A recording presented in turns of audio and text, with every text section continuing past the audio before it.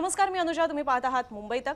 महाराष्ट्रामध्ये बारामती आणि राहुरी या दोन विधानसभेच्या पोटनिवडणुका लागलेल्या आहेत आणि सहसा पोटनिवडणुका लागल्या की त्या बिनविरोध व्हाव्या अशी अपेक्षा व्यक्त केली जाते. एखाद्या आमदाराचं निधन झाल्यानंतर जर पोटनिवडणूक लागत असेल तर तिकडे आणि त्या घरातल्याच एखाद्या व्यक्तीला उमेदवार करण्यात आलेला असेल तर तिकडे सोडून द्यावं, ती बिनविरोध पार पडावी अशी अपेक्षा ही व्यक्त केली जाते. पण महाराष्ट्रातल्या गेल्या काही साधारणतः 5 वर्षांमधल्या सुद्धा जर आपण पोटनिवडणुका पाहिल्या तर प्रत्येकच पक्षाने ह्या पोटनिवडणुकांमध्ये सुद्धा अगदी त्या आमदाराचं निधन झालेला आहे त्याच आमदाराच्या घरातल्या एखाद्या व्यक्तीला उमेदवारी जरी देण्यात आलेली असली तरी सुद्धा प्रत्येक पक्षाने या पोटनिवडणुकांकडे सुद्धा एक संधी म्हणून पाहिलेला आहे. आता बारामतीमध्ये निवडणूक लागलेली आहे, पोटनिवडणूक आहे, जे अजित पवार यांच्या निधनामुळे ती पोटनिवडणूक लागलेली आहे आणि ज्याच्यामध्ये अजित पवार यांच्याच पत्नी सुनेत्रा पवार यांना राष्ट्रवादी काँग्रेसकडून उमेदवारी सुद्धा देण्यात आलेली आहे. स्वाभाविकपणे अपेक्षा आहे महायुतीची की ही बिनविरोध व्हावी. उद्धव ठाकरेंची शिवसेना आणि शरद पवारांची राष्ट्रवादी काँग्रेसने सुद्धा सुनेत्रा पवार यांनाच समर्थन दिलेलं आहे, पण काँग्रेसने मात्र याच्यामध्ये संधी साधलेली आहे आणि त्यांचं म्हणणं आहे की आम्ही इथे आमचा उमेदवार देणार आणि त्यांनी तो दिलाय सुद्धा. आता ह्याच्यामध्ये मंत्री चंद्रशेखर बावनकुळे यांचं असं म्हणणं आहे की अजित पवारांचा बराचसा राजकीय प्रवास जो आहे तो काँग्रेसमधनं सुद्धा झालेला आहे. 99च्या आधी ते काँग्रेसमध्येच होते, आमदार सुद्धा होते, अगदी खासदार सुद्धा झालेले होते. मग अशा परिस्थितीमध्ये काँग्रेसने तिकडे उमेदवार उतरवायला नको होता. त्यांनी अजित पवार यांच्या निधनानंतर ती पोटनिवडणूक बिनविरोध करायला हवी होती. किमान बारामतीची तरी, राहुरीमध्ये उमेदवार दिला तरी चालू शकेल, पण बारामती बिनविरोध करायला हवी ती अशी अपेक्षा बावनकुळेंनी व्यक्त केलेली आहे. हेच राष्ट्रवादी काँग्रेसबद्दल बोलायचं झालं तर प्रफुल्ल पटेल असतील, सुनील तटकरे असतील, ह्यासारख्या बड्या नेत्यांनी सुद्धा ही अपेक्षा व्यक्त केली की आम्ही सगळ्यांशी बोलतोय आणि आमचा हा प्रयत्न होता की ही निवडणूक बिनविरोधच व्हायला हवी. पण अशी अपेक्षा व्यक्त करणं ती सुद्धा राष्ट्रवादी काँग्रेसकडनं खरोखर बरोबर ठरतं का, हा प्रश्न उपस्थित होण्याचं कारण म्हणजे ज्यावेळेला राष्ट्रवादी काँग्रेस समोर सुद्धा अशी संधी होती की निवडणूक बिनविरोध पार पडावी, पोटनिवडणूक बिनविरोध पार पडावी, त्यावेळेला राष्ट्रवादी काँग्रेसने सुद्धा तिथे बाय दिलेला नव्हता. आता हे म्हणण्याचं कारण म्हणजे आपल्याला थोडं मागे जाऊन काही निवडणुकांची उजळणी करायला हवी आणि खास करून चिंचवड विधानसभेची जी पोटनिवडणूक लागलेली होती 2023ची, तुम्हाला लक्षात असेल कसब्यामध्ये मुक्ता टिळक यांचं निधन झालेलं असल्यामुळे तिकडचीही पोटनिवडणूक लागलेली होती आणि तसंच चिंचवडमध्ये भाजपचे परत एकदा आमदार लक्ष्मण जगताप यांचं निधन झाल्यामुळे तिथेही पोटनिवडणूक लागलेली होती. आता कसब्यामध्ये आपण सोडून देऊ शकतो कारण कसब्यामध्ये काही मुक्ता टिळक यांच्या घरातल्याच कोणाला उमेदवारी दिलेली नव्हती, त्यामुळे तिथे हेमंत रासने यांना निवडणुकीत उतरवलेलं असल्यामुळे समोरून सुद्धा काँग्रेसने आपला उमेदवार उतरवला. पण तिकडे काही घरातला उमेदवार नसल्यामुळे तिकडे एक वेळेस निवडणूक लागली हे तरी गृहीत धरण्यात आलेलं होतं किंवा ह्याच्याकडे फारसं लक्ष देण्यात आलेलं नव्हतं. पण चिंचवडमध्ये जिकडे अश्विनी जगताप म्हणजे लक्ष्मण जगताप यांच्या पत्नी अश्विनी जगताप यांनाच उमेदवारी देण्यात आलेली होती, मात्र अशाही परिस्थितीमध्ये राष्ट्रवादी काँग्रेसने तिकडे आपला उमेदवार हा उतरवलेला होता. मग ज्या वेळेला एखाद्या आमदाराचं निधन होतं आणि त्याच आमदाराच्या पत्नीला उमेदवारी दिली जाते आणि त्यावेळेला जर राष्ट्रवादी काँग्रेस तिथेही संधी पाहून आपला उमेदवार उतरवत असेल तर आत्ता सुद्धा एका आमदाराचं निधन झालेलं आहे, तिथे त्यांच्याच पत्नी सुनेत्रा पवार यांना उमेदवारी देण्यात आलेली आहे. अशा परिस्थितीमध्ये तिथे समोरून काँग्रेसने उमेदवार टाकला तर ह्याला मग प्रॅक्टिकल राजकारणच समजायचं का, जसं राष्ट्रवादी काँग्रेसने 2023ला केलेलं होतं.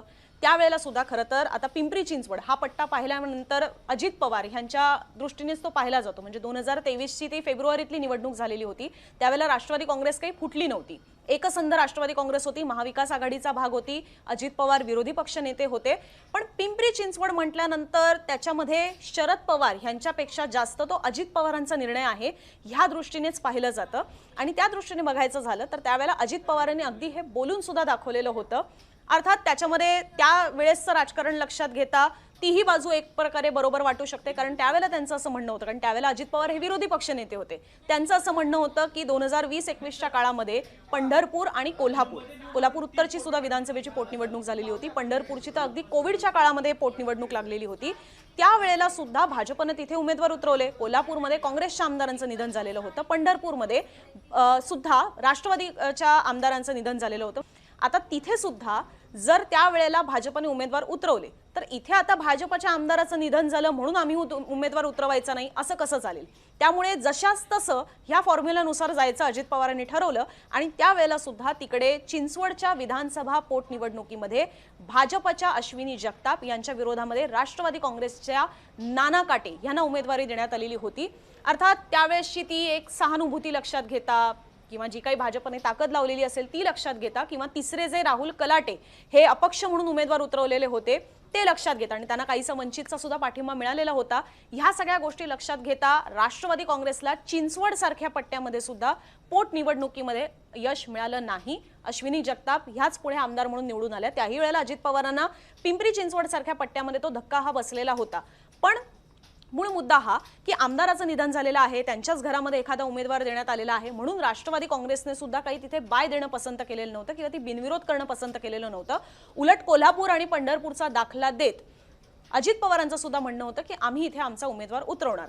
त्याच पद्धतीने आत्ता सुद्धा काँग्रेसचं हेच मत आहे की जसं गेल्या काही पोटनिवडणुकांमध्ये उमेदवार हे उतरवण्यात आलेले आहेत, आमदाराचं निधन झालेलं असताना आणि घरातलीच उमेदवारी असताना सुद्धा जर उमेदवार उतरवण्यात आलेले असतील तर आत्ता सुद्धा आम्ही तशा पद्धतीने उमेदवार उतरवणार। अर्थात इथे सुद्धा आत्ता काँग्रेसने उमेदवार उतरवण्यामागे खूप वेगवेगळे तर्क आहेत, त्यांचं खूप वेगळं राजकारण आहे, त्याच्यावरचे तुम्हाला विश्लेषणात्मक रिपोर्ट्स हे पाहायला मिळतील। पण जस्ट बिकॉज एखाद्या घरामधल्या म्हणजे आमदाराचं निधन झालं म्हणून तिकडे पोटनिवडणूक ही बिनविरोध करावी, हा ट्रेंड काही आता महाराष्ट्रामध्ये आपल्याला पाहायला मिळत नाहीये। तो ट्रेंड केव्हाच मोडीत निघालेला आहे आणि तो प्रत्येक पक्षानं सुद्धा मोडीत काढलेला आहे। कोल्हापूरची उत्तरची जी विधानसभेची पोटनिवडणूक झालेली होती त्याच्यामध्ये सुद्धा काँग्रेसच्या विरोधामध्ये भाजपचा उमेदवार होता। पंढरपूरमध्ये सुद्धा राष्ट्रवादी काँग्रेसच्या आमदाराचं निधन झालेलं होतं आणि त्यांच्या मुलाला उमेदवारी देण्यात आलेली होती, तिथेही भाजपने उमेदवार दिलेला होता आणि भाजपने तो जिंकून सुद्धा आणलेला होता। त्याच्यानंतर तुम्हाला लक्षात असेल तर मुंबईमध्ये सुद्धा म्हणजे शिवसेनेच्या बंडानंतर तिथेही अंधेरीची जी पोटनिवडणूक लागलेली होती, अंधेरी पूर्वची, तिथे सुद्धा शिवसेनेच्या आमदारांचं रमेश लटकेंचं निधन झालेलं होतं आणि त्यांच्या पत्नी ऋतुजा लटके यांना उमेदवारी देण्यात आलेली होती। पण त्यावेळेला भाजपवरच दबाव अशा पद्धतीने तयार करण्यात आला की मुरजी पटेल यांना आपली उमेदवारी ही मागे घ्यावी लागलेली होती, भाजपला उमेदवारी आपली मागे घ्यावी लागलेली होती। पण इतर काही उमेदवार असल्यामुळे निवडणूक जरूर झाली, पण ऋतुजा लटकेंना विजय मिळवणं हे सहज सोपं झालं। त्यामुळे या सगळ्या जर निवडणुका लक्षात घेतल्या तर या निवडणुकांमध्ये सुद्धा पोटनिवडणुकांमध्ये सुद्धा आणि आमदाराच्या निधनानंतर सुद्धा प्रत्येक पक्ष आपापल्या पद्धतीने संधी साधण्याचा प्रयत्न करत असतो।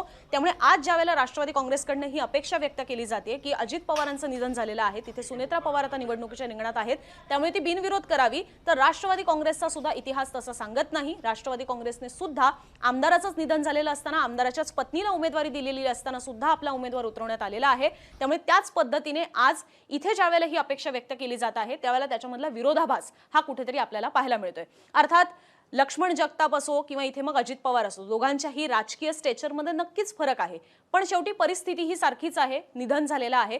तुम्हाला काय वाटतं की खरोखर अजित पवार यांच्या निधनानंतर बारामतीची निवडणूक जी आहे, पोटनिवडणूक जी आहे, ती बिनविरोध व्हायला हवी होती का, की जसं चिंचवडमध्ये झालं त्याच पद्धतीने इथे सुद्धा आता काँग्रेसने जर हे प्रॅक्टिकल राजकारण केलेलं असेल तर ते तुम्हाला पटतंय का?